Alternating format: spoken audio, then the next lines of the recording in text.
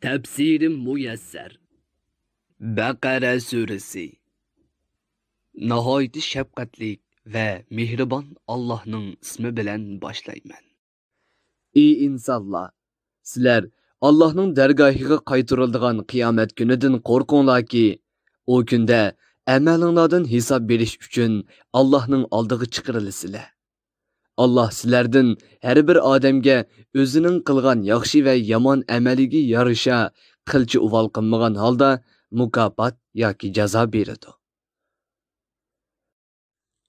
Bu oyatda Allah harom qilgan o'sim muomalasidan yiroq turish iymonning to'liqlanmasi ekanligiga va iymonning asosliq talablari namozni mukammal o'qish, zakot berish va yaxshi amallarni qilish ekanligiga ishorat qilingan. Ey Allah iman etgan Muhammed aleyhisselamga ergeşken kişiler. Muddet belgilep özara qarz muamelesi qilsanglar, pul malını qoğdaş ve talaş tartışının aldını eliş üçün onu yezip koyunlar. Onu aranglardaki işençilik bir adam adillik bilen yazsın. Allah yeziş kabiliyetini ata kılgan adam onu yezip berişini red kılmışsın. Qarzlar adam üstüdeki qarzni aynen eytip bersin. Allah'ın onu gözütüp turduğanlığını unutmasın. Üstüdeki qarzdan hiç nesini kimaytmay toluq eytip bersin.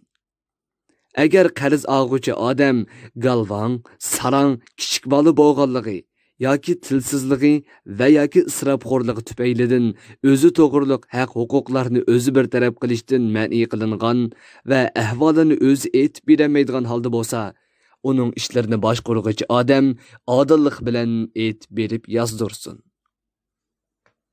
Sizlar aranglardagi baliq, aql va adolatlik ikki er kishini guvohlikqa taklif qilinglar. Agar ikki er kishi tepilmasa, sizlar guvohlik berishga rozi bo'ladigan kishilardan bir er ikki ayolni guvohlikqa taklif qilinglar. Bu ikki ayolning biri unutib qolsa, ikkinchisi esiga soladi. Guvohchilar guvohlikka chaqirilgan vaqtida guvoh bo'lishdan bosh tortmasin.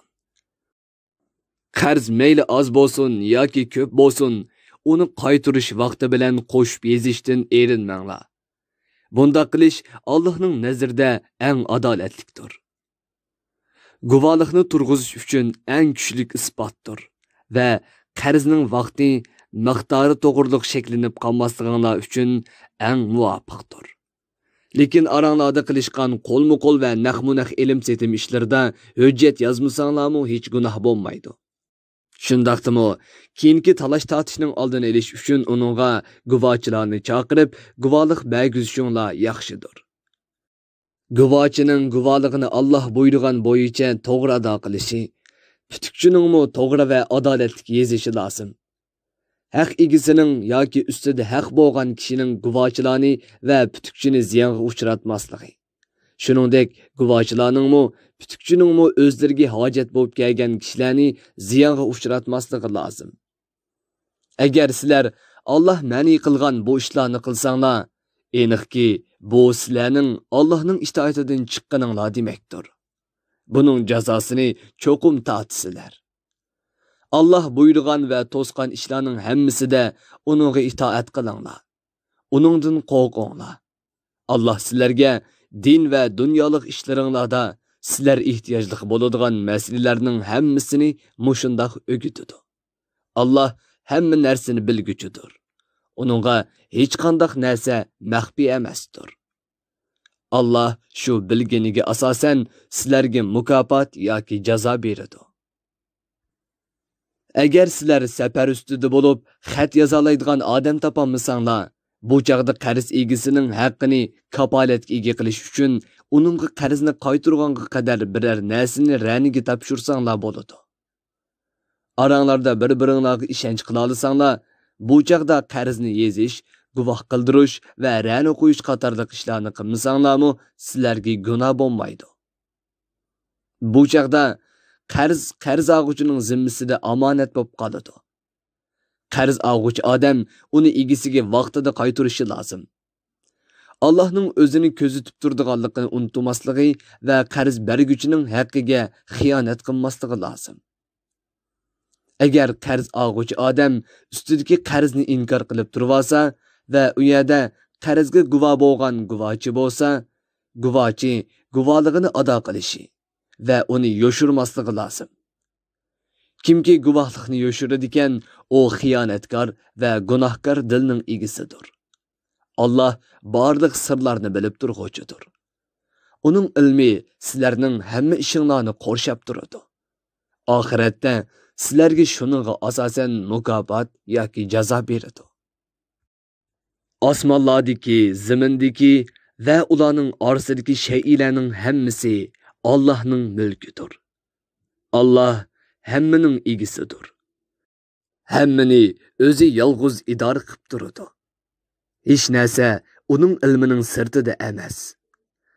Dininglardagi sirlarni mayli oshkor qilinglar yoki yoshiringlar, Allah uni bilib turadi. Uning uchun Allah sizlardan hisob oladi. Allah xohlagan kishiga mag'firat qiladi, xohlagan kishini jazolaydi. Allah hamma narsaga qodirdir.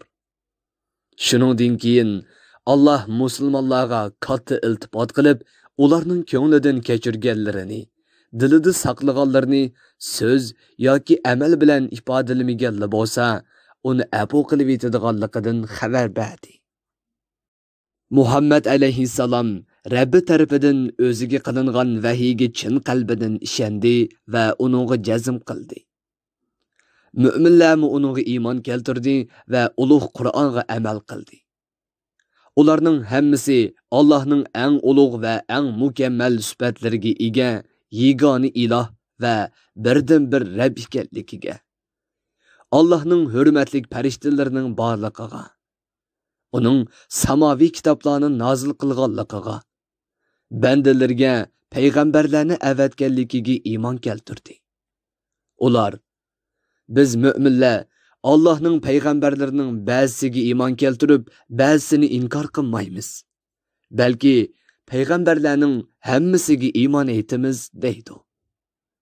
Payg'ambar va mu'minlar birlikda: "Ey Rabbimiz, sen Muhammad alayhissalomga vahiy qilgan haqiqatlarning hammasini angladik va ularning hammasiga itoat qildik.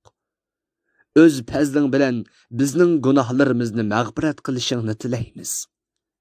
Sen sonsizligan ne'matlaring bilan bizni yetishtirgan zotsan. Bizning qaytadigan joyimiz yolg'iz sening dargohingdir", dedi. Allohning dini nihoyat oson bo'lib, uningda qiyinchilik yo'qdir. Allah bandalaridan ularning kuchi yetmaydigan narsani talab qilmaydi. Kimki yaxshi ish qilsa, u yaxshiligining mukofotiga erishadi. Kimki yomon ish qiladi ekan, u yomonligining jazosini ko'radi. O mu'minlar yana: "Ey Rabbimiz, agar biz sen farz qilgan ishlardan birarsini unutib qolgan yoki sen ma'ni qilgan ishlardan birarsini qilib qo'yib xatolashgan bo'lsak, bizni jazolamag'in. Ey Rabbimiz, bizdan ilgirki gunohkorlarga qilmishlarining jazosi uchun ig'ir majburiyatlarni yuklaganiga o'xshash bizga ig'ir majburiyat yuklamagin. Ey Rabbimiz, diniy majburiyatlardan va musibatlardan biz ko'tarilmaydigan narsani bizga ortmag'in. Gunohlarimizni mag'firat qilgin, ayiblarimizni yo'qigin. Bizga yaxshilik qilgin. Sen bizning egimizsan. Bizning ishlarimiz va taqdirimiz sening ilkingdadir. Sening diningni inkor qilgan, yagona iloh ekanligingni e'tirof qilmagan, sening payg'ambaring Muhammad alayhissalomni yolg'onchi degan kofirlarga qarshi bizga yordam bergin. Dunyo va oxiratda ularga qarshi bizga go'zal oqibat ato qilgin, deydi. Tafsirim muyassar. Bir guruhi ulamolar nashrga tayyorlagan. Tarjima qilguvchi Muhammad Yusuf Muhammad Tursun. Muharrir Abdurrahim Davlat. Korrektor Abdulaziz Aqhun. 2020 yili yanvar 1 nashri. Teklimakan Uyg'ur nashriyoti tarafidan nashr qilingan. Mikrofon oldida İmran Abdug'ani Sadai. Bu asar avlod detallarida tarqitildi.